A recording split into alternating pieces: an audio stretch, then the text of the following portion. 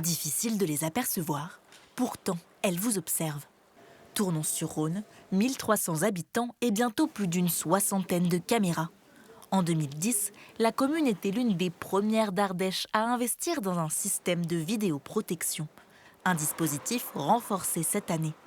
Cette pâtisserie installée dans une ancienne école a déjà connu une tentative d'effraction. La présence de caméras sur sa façade tranquillise la gérante.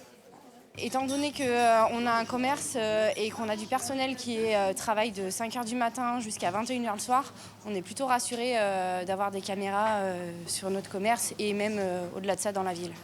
Du côté de ses clients, les avis sont partagés. Ça permet d'avoir une petite sécurité en plus au cas où il arrive quelque chose. Ça permet aussi peut-être le fait que les gens sachent qu'il y a des caméras, de limiter les incivilités, les dégradations, les tags.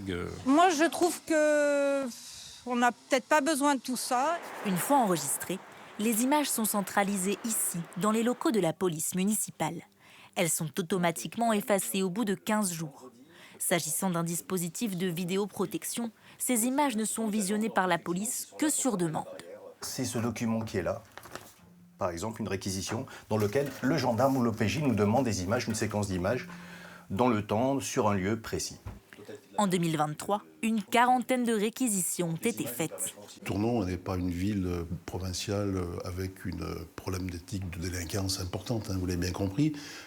Malgré tout, avec une population scolaire importante, avec une population touristique de plus en plus importante, la ville se développe vraiment.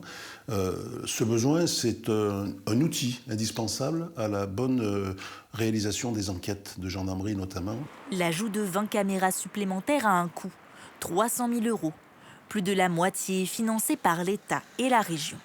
De son côté, l'opposition questionne l'efficacité du dispositif. 60 caméras, aujourd'hui, on s'interroge sur leur pertinence. On voit qu'il y en a déjà une quarantaine qui sont déployées, notamment à travers le centre-ville, et ce n'est pas pour autant que les gens se sentent spécialement le plus à l'aise dans notre centre-ville. Dans les prochaines semaines, les nouvelles caméras devraient être installées, principalement en périphérie.